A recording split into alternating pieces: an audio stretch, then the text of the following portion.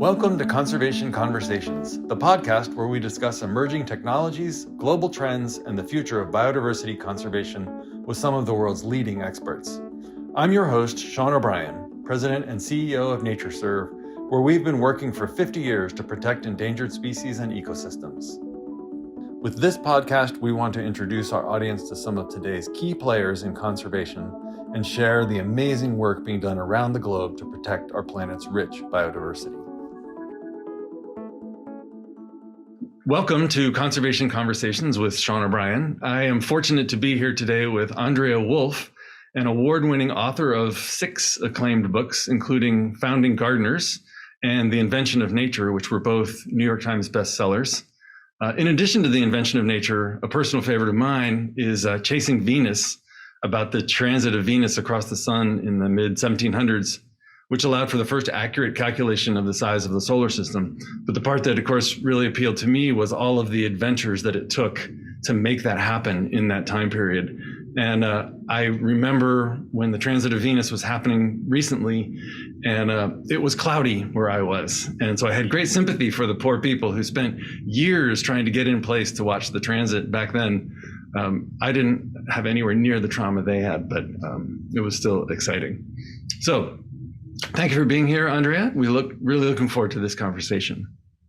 Thank you for having me. Well, I'm glad that you also like Chasing Venus. I went to Arizona to watch it because I thought I cannot write a book about this and then miss it. Right. And that was the only place in the whole of the US where it was visible, and there was a 93% chance of sunshine. So I actually did see it. It was quite exciting.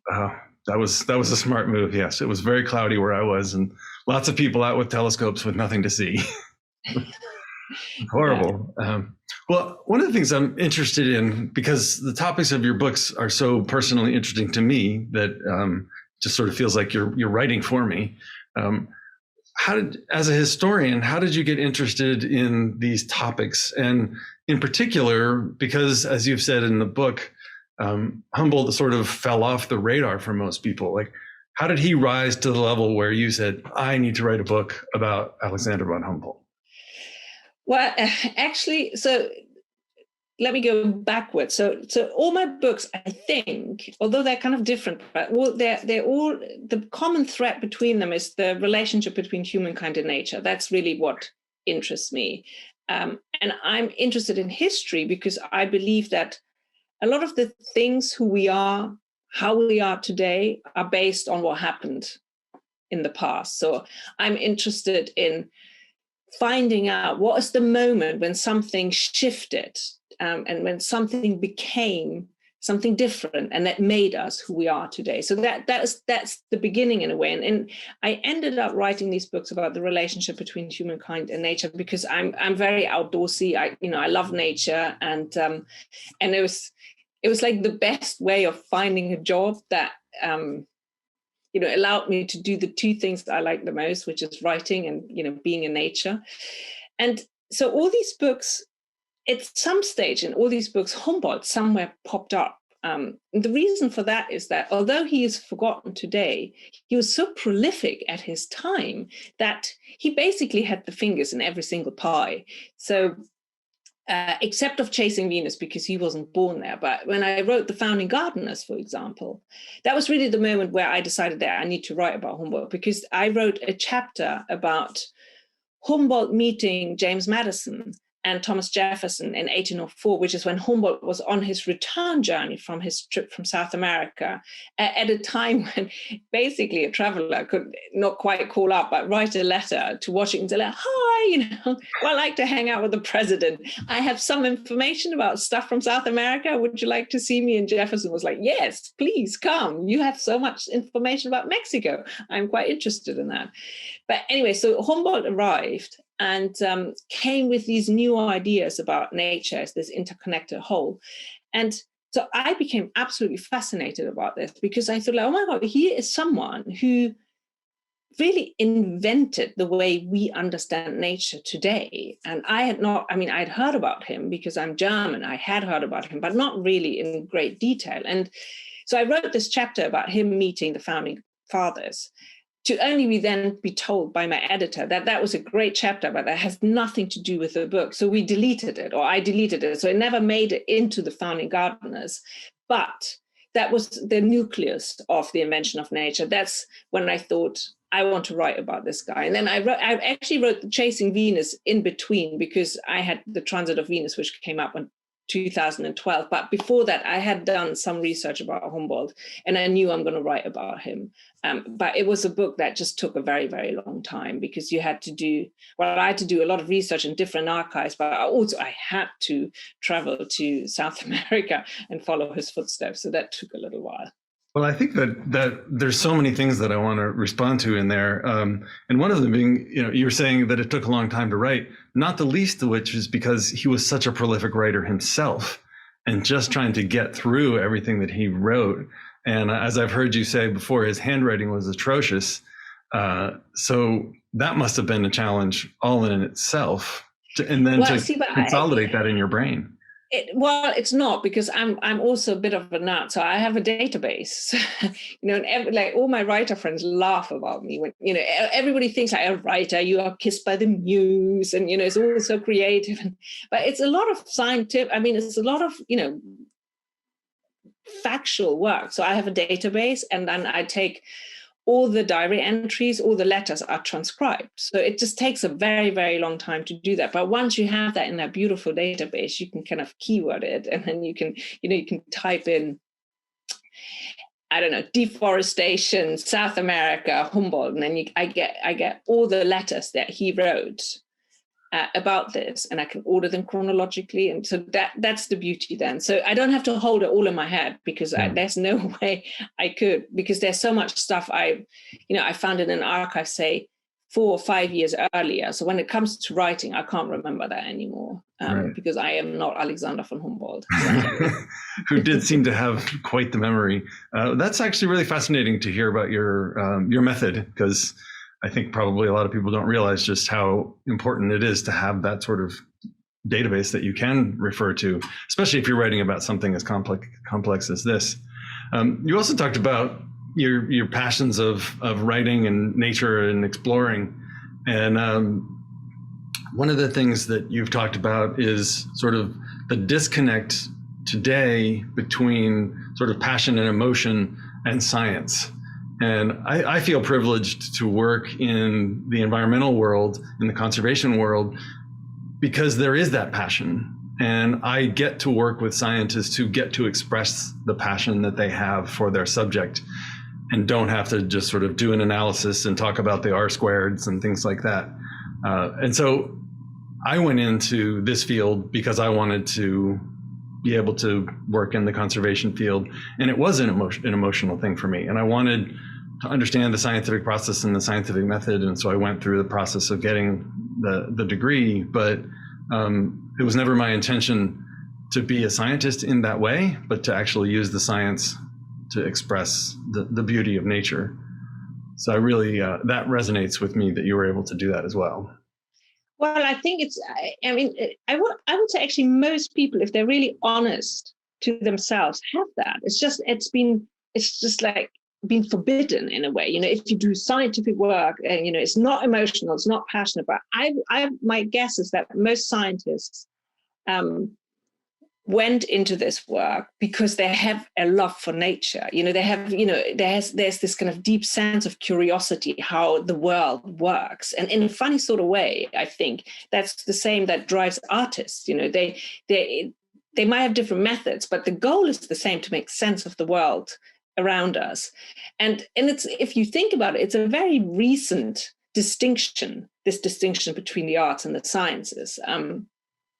Think of someone like Leonardo da Vinci, for example. He's a polymath who was interested in engineering, but also, was doing amazing drawings. He was interested in botany, mathematics. Or if you take Goethe, the German poet, he had a rock collection of 18,000 specimens.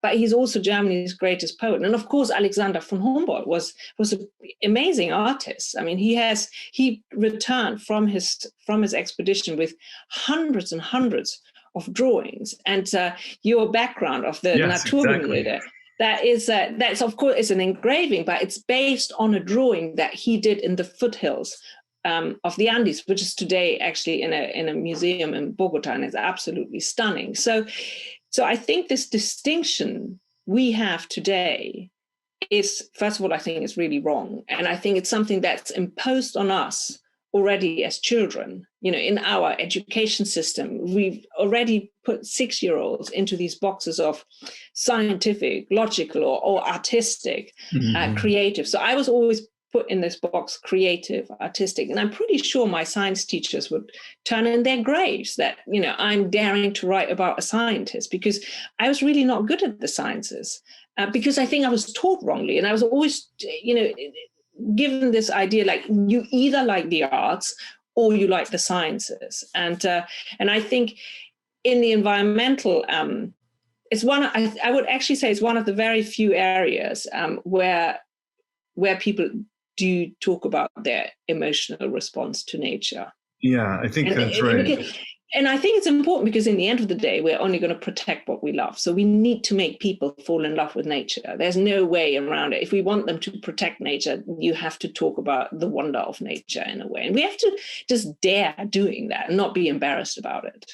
Yeah, as you were saying, the wonder of it all and the passion, it has to be there. And this sort of the disconnect is definitely real. When people study to get a PhD in a field, they do that at the exclusion of everything else. And the importance, especially nowadays, of having a broader understanding of things, because as we know, and as Humboldt taught us, everything is interconnected.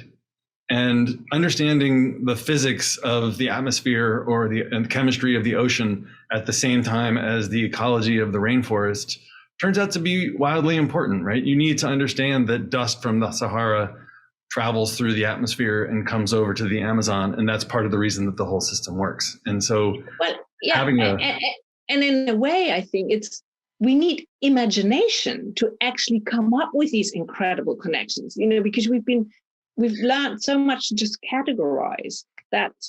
I recently read this amazing book, The Entangled Life by Merlin Sheldrake, which is all about the fungi and the fungal systems. And you literally have to stop thinking in the categories you have thought before to actually make sense of all this. And that's the beauty about imagination, because it allows you to just explode out of these categories we've been kind of pressed in. And I think in a way that's what I've always loved about Humboldt, that he, on the one hand, he schleps his 42 scientific instruments up and down the Andes.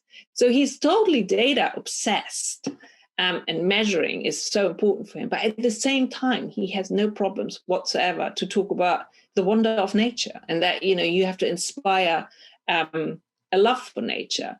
So, and I that's what I like, that, you don't have to be like some esoteric weird person to feel this love, but you don't have to be like a super nerdy scientist to tell the truth. There's something in between, which might actually help us a little bit more to, sort out this planet a little.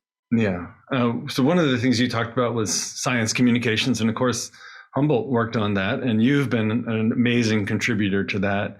And there's been a number of other efforts over the years recently, especially to sort of bring science to a broader audience, which has been really, really wonderful. All sorts of different books and novels and things that are trying to sort of help us with that connection to nature.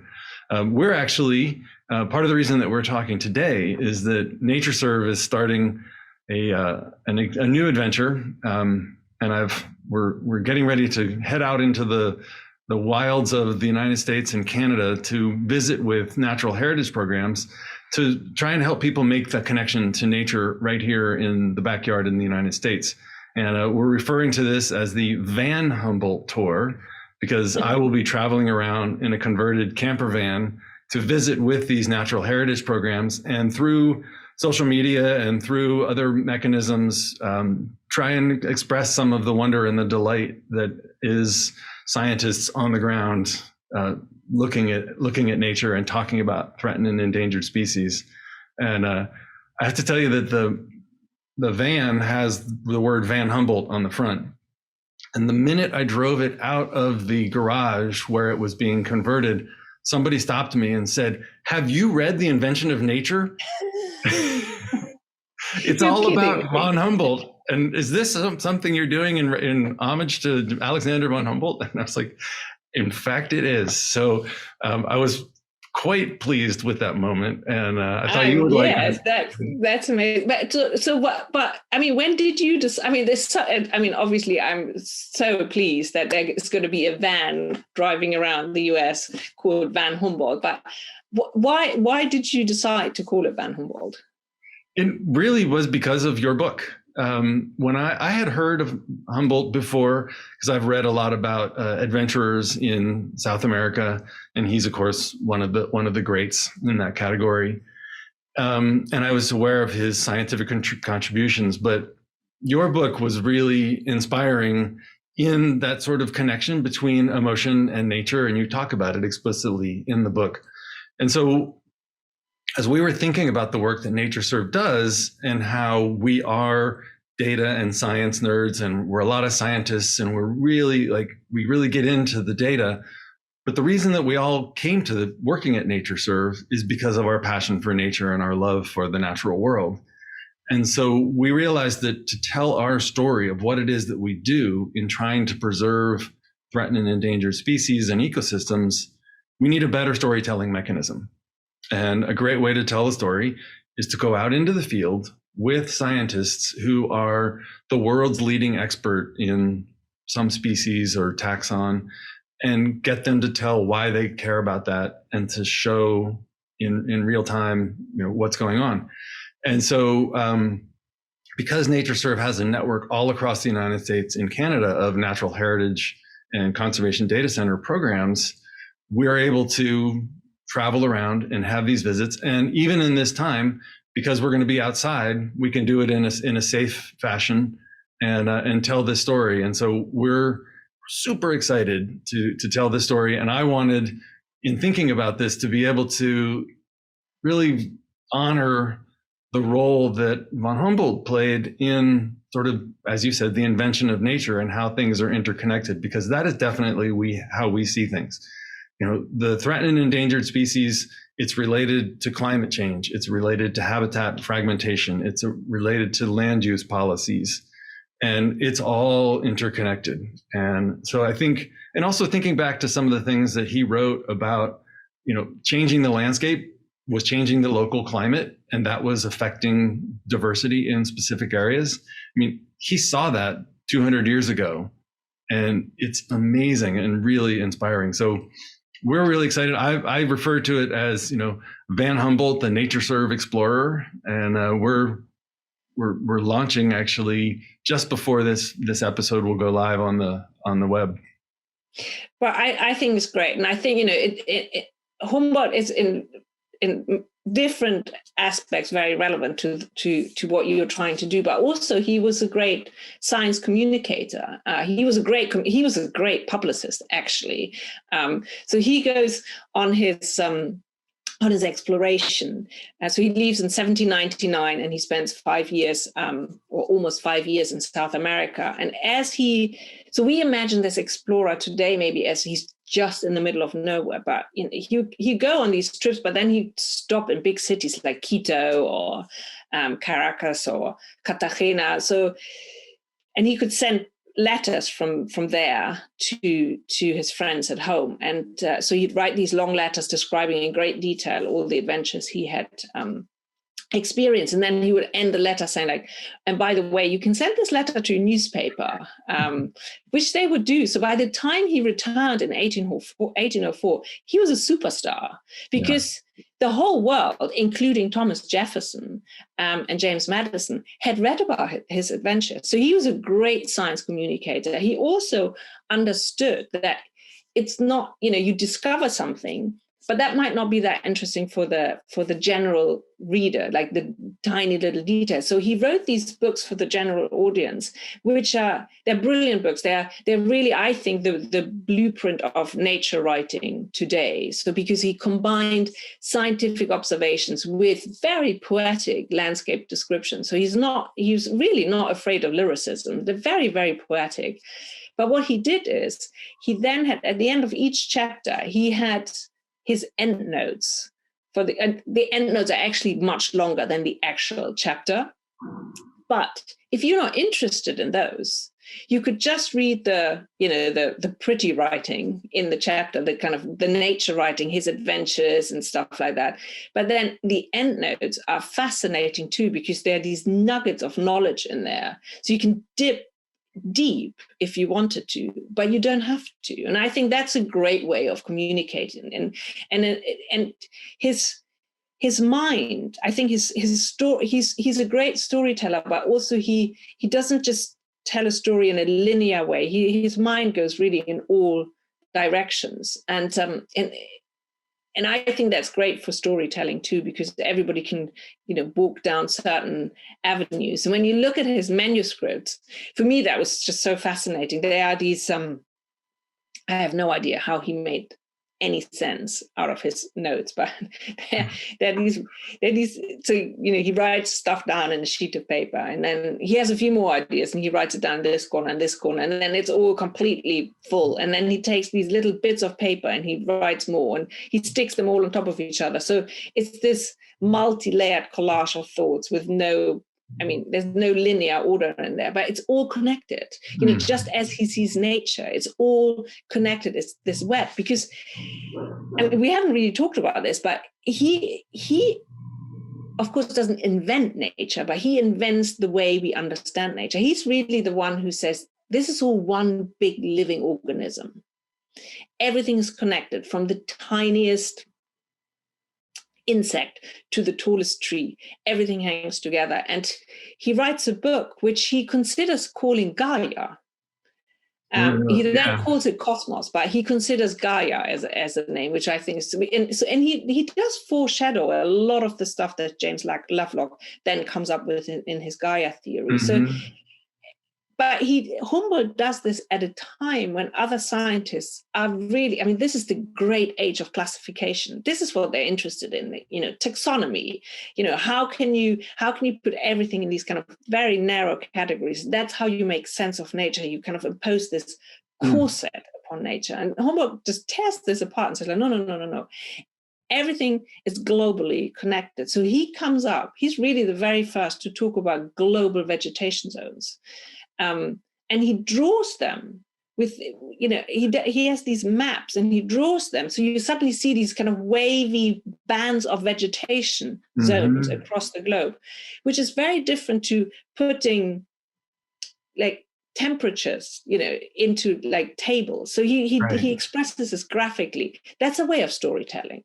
I love his illustrations and his drawings. And I remember you once said that maybe he was the creator of the first infographic, which of course, I think that what you have behind you, I think that is the very first infographic, because the little lines on the mountain, this is Chimborazo actually in cross section, are all the plants he found drawn into the mountain according to the altitude.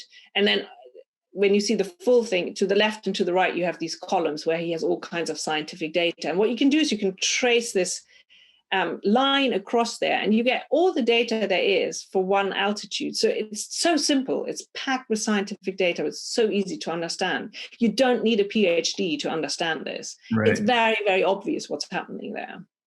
Yeah, it's fantastic in thinking about this science communications and the importance of doing it, because as we get deeper and deeper, we do actually understand at a level that is challenging. We're now at the place where we're understanding species at the genetic level and being able to sort of split things into even smaller and smaller categories as we categorize things. But we need to be able to tell that story in a bigger way that resonates. As you said, we are only going to protect the things that we love. And so we need to not try and reduce everything down to, the tiniest bit and the tiniest atom. We need to understand that, but we also need to be able to tell stories like Humboldt was able to do, and like you've been able to do in your books. Well, I think it's that idea of the macro and the micro level, isn't it? I mean, the one does not have to exclude the other. And I think one of the things that Humboldt was great at doing, but also Charles Darwin, was this kind of zooming out and zooming in, like being obsessed about something really, really small and detailed, and taking that and developing from that a bigger idea about something global, but also having all these little things in your head and then zooming out and saying, like, how can this all somehow hang together? Yeah. So shifting gears a tiny bit, these days we talk a lot about ecosystem services and nature's contributions to humanity or to humankind. And part of that talks about indigenous cultures and the role that indigenous people play in understanding nature, but also their role in nature. And one of the things I think is really inspiring and wonderful about Humboldt is his respect for indigenous people and indigenous culture. And I just wanted to invite you to talk a little bit about that aspect of him. Well, I think so here's basically an late 18th century, early 19th century explorer who travels as a private person. So I think that's a big difference. So he's not, this exploration is not paid for by a king or a government. So he goes, he pays for it. He basically comes back. He doesn't have any money left anymore. But what he does is he therefore doesn't have a mandate to, do something to, explore this or to exploit this. He really travels just in the name of science. So he doesn't need to go and find like another silver mine to exploit someone. So I think we have to bear this in mind as something very different. And he, unlike, I would say, most Europeans at that time, does not see the indigenous people as savages or barbarians as the other Europeans. So he travels with a very open mind through South America, and then very quickly realizes that the indigenous people can provide him with knowledge that he can not get anywhere else. They're his guide. So he also doesn't travel with a huge entourage. Other Victorian travelers sometimes have like 100 porters. Humboldt doesn't do that. He has a few mules or a few boats, normally 3, 4, 5 people, kind of local people who travel with him. That's a very, very small team. And he, like, when you look at his diary, for example, you see there's a page when he travels, when he paddles along the Orinoco, there's a page of all the languages of the different tribes he has met along the Orinoco, and there are several dozens. So he lists that. He asked them about that. He asked them about their words. So he takes notes of their languages, but mostly he's interested in their knowledge about nature. And he actually says they are the best geographers he's ever met, the best observers of nature. And there's some wonderful little details. For example, he can't believe that there's one of his guides can distinguish 15 different types of trees by chewing on their bark. So of course Humboldt has to try it, and he spits them out, and it just basically tastes all the same to him. So there's also a great admiration. And I would also argue that his way of understanding nature, so he comes back understanding nature as this living organism. And I just don't believe that this is not coming from talking to the indigenous people. This is just so much what he writes, and it's so different to what other Western European philosophers are doing and scientists are doing at the same time. I think it is definitely influenced by what he's seen in South America, in combination with there's something happening in German philosophy at that time, and in Jena actually, where he meets Goethe, which is called Naturphilosophie, so nature philosophy, which is a philosophical system which for the first time talks about that everything is an organism, but it doesn't see nature as an organism, but it sees that the self and the external world belongs together. And Humboldt takes this nucleus of this idea, He takes that to South America. He then meets the indigenous people. And I think something happens there, and he applies it to the whole of nature. So I think the communication with the indigenous people for Humboldt was incredibly important. But we should not, I mean, he's not just, he's a flawed personality. There are a couple of occasions one where he is along the Orinoco, where he basically robs a grave, where he goes and, he takes these skeletons out of a grave. The indigenous people are understandably upset, and he goes like, why are they upset? This is in the name of science. But I think that's the only big event where I can say like he completely oversteps. But most of the time he's very respectful. There's at some stage he actually says there's no philosophical concept, abstract concept, that cannot be expressed in the indigenous languages, which is completely the opposite of what the Europeans are thinking at that time, because they basically think that these are savages who can point at stuff. That's all they can do, and they eat each other. That's what Europeans think. And Humboldt comes along and says like, no, they are very sophisticated. They're very sophisticated concepts in their language and in their thinking. This is great. I could talk to you all day, but I know that you're working on another project and have other things that you need to get to today. But this has been really, really interesting and really fascinating, and I really appreciate the conversation. One of the things that you've said is that there's more things named after Humboldt than any other person, and I'm very happy to add one more to that with the Van Humboldt. And I hope if you make it to the United States in the next year, you can come and see the Van Humboldt on the ground somewhere. We'll meet up and go out into nature with some of the NatureServe Network scientists. And well, I cannot tell you how much I would love that. That is the one thing I'm finding also very, very hard about the pandemic, is that I'm stuck to one place, which I have not been doing for like many, many years. I've been traveling around. I've been meeting so many interesting people, and it's quite hard. I mean, it's nice that we can do this with our technology, but it's not quite the same as walking with you through one of the places and actually looking at biodiversity, just rather than, now I'm looking at this computer screen. It's very different. As we did a few years ago at Montpelier when we walked through James Madison's landmark forest and saw biodiversity in person, and we're able to develop a personal connection that is different than doing it this way. So that's one of the reasons that this tour is exciting, is we're going to be outside with people. People are starting to get vaccinated. By the time this program is live, I will have had my second vaccination shot. So hopefully we're coming out of the woods. In German, the Germans always come up with new compound nouns. There's a new German word, which is called Impfneid, which is the jealousy of someone who's vaccinated. Say the word again for us. Impfneid. So impf is vaccination, to be vaccinated, and neid is jealousy. So it's the jealousy that someone else is vaccinated. It's a big word here. I'm sure it is, and it's a big word here, or a big concept here anyway. So Andrea Wulf, thank you very much. Thank you for educating people about so many different topics over the years, and for everything that you will write in the future. And thank you for talking with me today on Conservation Conversations. Thank you, and have a great trip in the Van Humboldt. Thank you very much.